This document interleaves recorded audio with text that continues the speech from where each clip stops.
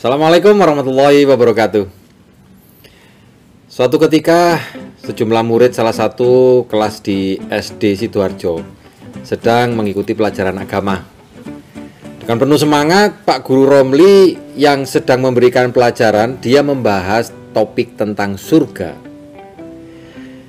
Setelah selesai memberikan penjelasan mengenai surga, lalu Romli memberikan pertanyaan kepada seluruh murid-muridnya.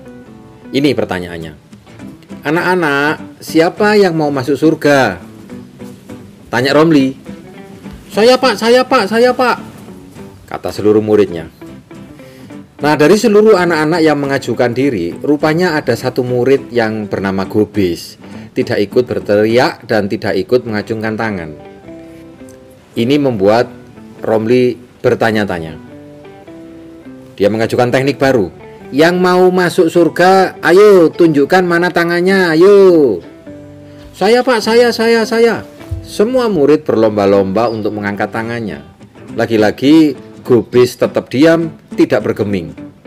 Dan demi memacu semangat muridnya, maka Romli menggunakan teknik baru. Yang mau masuk surga, ayo berdiri. Mendengar itu seluruh murid berdiri, kecuali Gobis yang tetap diam dan malah sibuk dengan buku pelajarannya. Merasa ada murid yang tidak bersemangat, maka Romli pun menghela napas panjang, menghampiri Gobis dan bertanya, Gobis, kamu mau masuk surga enggak? Mau dong pak, jawab Gobis. Lah terus kenapa kamu kok enggak mau berdiri? Tanya si Romli penasaran. Lah emangnya mau berangkat sekarang, Pak? Persis iki. Tibake koncine nduk kono, Pak. Persis iki mek kancane situ iki. Sekarang gantian Gobis yang menarik napas panjang. Hati-hati ya kalau Anda bertanya. Zaman sekarang semakin banyak orang yang cerdas. Banyak pencapaian luar biasa yang diraih oleh teman-teman Allianz. Angka pencapaiannya begitu mencengangkan. Kita semua dapat mengakses informasi ini dalam beragam pertemuan online.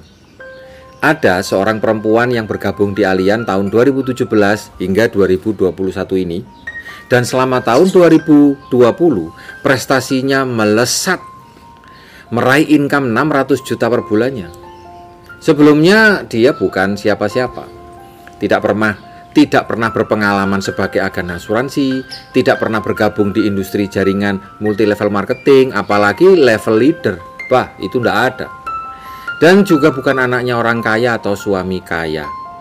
Dia biasa-biasa saja, sama dengan Anda. Meski latar belakang saya lebih baik dari beliau, secara sportif saya akui dia lebih efektif. Yang saya pelajari, orang-orang yang meraih income ratusan juta setiap bulannya dari industri asuransi adalah semua yang bersedia bekerja selaras. Dia tidak terganggu dengan segala carut-marut yang nampak di depannya. Dia fokus dengan impiannya. Orang yang fokus bukanlah orang yang tuli atau tidak peka. Mereka sama dengan kita semua, tahu ada situasi yang tidak menguntungkan. Ya dia punya masalah, ada kesedihan, ada kecemasan, ya seperti Anda layaknya lah. Tapi bedanya, dia mengikhlaskan semuanya untuk dilepaskan dari dirinya. Tidak lagi menempel atau melekat dari emosi dan pikirannya. Jika tahu ada yang mengganggu, dengan cepat dia melakukan pembersihan secara spontan. Kebanyakan orang yang gagal di bidang bisnis yang saya kenali adalah orang yang terlalu lama bersedih hati, terlalu lama bersembunyi di balik kelemahannya. Dan anehnya, dia terlalu sebentar untuk mempertahankan perasaan bahagia, rasa syukur, dan kedamaian pikiran. Orang sukses yang saya kenal di bisnis ini tidak terlalu suka mengisi pikirannya dengan sampah pikiran yang semakin mempersempit koridor berpikirnya. Seperti halnya ruang tidur Anda yang terus-menerus Anda masuki sampah dan tidak pernah disapu bersih. Semakin lama, ruangan itu semakin sempit. Dan semakin sempit ruang gerak di dalam kamar Anda, maka semakin mudah jenuh pula pikiran kita. Itu semua karena sampah pikiran yang tidak segera dibersihkan. Bagaimana cara membersihkannya? Saya sarankan Anda untuk bergabung bersama kami mengikuti program Daily Booster setiap harinya, plus konsultasi bersama mentor Anda. Jadi, apa yang dilakukan oleh teman saya yang memiliki income fantastis di Allianz? 1. Menjaga penjualan personal setiap tahunnya tidak kurang dari 25 juta. Apakah berat? Itu tergantung dari definisi Anda tentang esensi proteksi income bagi setiap orang. Anda tidak menjual polis asuransi kepada nasabah, tetapi Anda menolong mereka untuk terhindar dari risiko kebangkrutan akibat risiko kehidupan, sakit, kecelakaan, cacat, mati, dan tua. Kedua, mereka memilih bekerja sama dengan orang yang tepat, baik yang didaftarkan sebagai agen atau didaftarkan sebagai calon nasabah.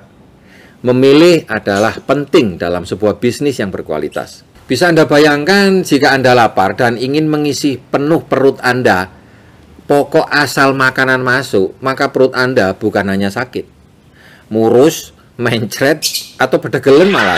Konek ngomong sing benar, ojo ngowos ngono. Tapi juga organ tubuh Anda lainnya itu bisa rusak dalam jangka waktu yang panjang. Jadi jangan asal memasukkan. 3. Presentasinya dilakukan setiap hari selama 365 hari. Presentasi satu orang dalam satu hari bukanlah sesuatu yang berat jika dibandingkan dengan profesi yang lainnya. Saya ingat dulu waktu jadi sales mobil, standar presentasi sehari itu 8 kali kunjungan kepada calon customer. Ingatlah, fokusnya adalah presentasi yang konsisten. Lebih baik Anda presentasi satu orang setiap harinya daripada presentasi 30 orang dalam sehari dan selanjutnya Anda stop karena Anda tepar. Kau ini cari siapa? Konsep presentasi asuransi bentuknya cenderung seperti orang yang ngobrol. Namun isi obrolannya lebih terarah. Ada pertanyaan yang berkualitas untuk Anda ajukan kepada prospek. Dan ada segmen berbagi pengetahuan Anda tentang konsep perencanaan keuangan. Serta ada pula sesi berbagi pengalaman, hal baik atau hal buruk dari orang lain yang gagal dalam memahami pentingnya proteksi. Dan akhirnya berujung kepada penyesalan setelah keluar uang ratusan juta. Dan dia habis-habisan mencari utangan sana-sini, menjual semua aset yang dimiliki. Keempat, mereka tidak pernah absen di pertemuan apapun. Pertemuan adalah elemen yang sangat penting untuk update dan upgrade informasi. Bagaimana Anda bisa tetap segar kalau pengetahuan Anda itu-itu aja? Karena bisnis ini digerakkan oleh motivasi dan impian. Maka sebesar apapun semangat Anda saat ini, besok dan lusa akan mulai berkurang. Seperti ban mobil yang harus ditambah dengan nitrogen karena semakin lama ban mobil akan kempes, meskipun sudah pernah dipompa. Di dunia ini selalu ada aja kebocoran energi. Mengapa? Karena kita hidup bersama orang lain. Kita hidup bersama lingkungan yang berbeda. Nilainya berbeda, harapan, impian, dan masalahnya berbeda-beda. Yang kelima, mereka secara sengaja ikut program pembersihan mental yang kita kenal sebagai program Daily Booster dan konsultasi dengan mentor. Keenam, ini yang terpenting. Apa itu? Mereka melakukan kelima-limanya sebagai sebuah paket. Mereka melakukan kelima hal itu bersamaan dan selaras dalam satu periode tertentu. Bagi tim saya yang masih percaya impian Anda layak untuk dicapai, dan Anda percaya hanya dengan kendaraan bisnis yang tepat, maka saran saya, di bulan ini mari kita susun goal lagi. Duduklah bersama mentor Anda, bawa daftar nama terbaik Anda. Buatlah skala prioritas antara bulan ini hingga bulan Desember akhir tahun untuk mengerjakan bisnis Allianz ini dengan cara yang lebih efektif. Jika sebelumnya fokus Anda 99% untuk mengerjakan tugas keseharian lainnya, dan sepertinya bisnis Allianz Anda menjadi terbengkalai, saya bertanya kepada Anda, apakah hasilnya sudah semakin mendekatkan diri Anda dengan impian Anda? Kau ini cari siapa? Atau malah sebaliknya, Anda jalan di tempat. Apakah ada kenaikan income? Ojo kon reken, sabar ojo kon reken. Sing penting rezeki. Berapa persen kenaikannya dalam evaluasi setahun terakhir? Apakah jika penghasilan Anda tidak bertambah, keadaan Anda tetap baik-baik saja?